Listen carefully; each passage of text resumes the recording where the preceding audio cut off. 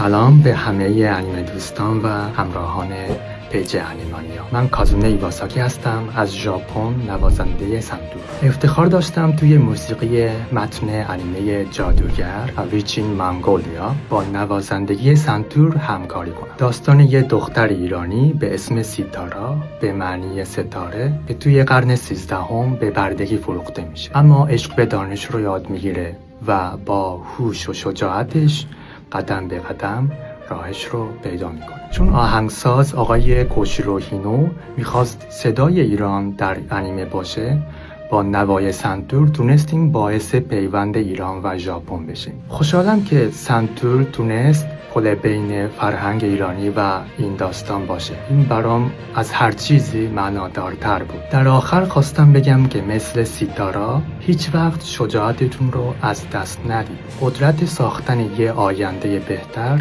همیشه دست خودتونه.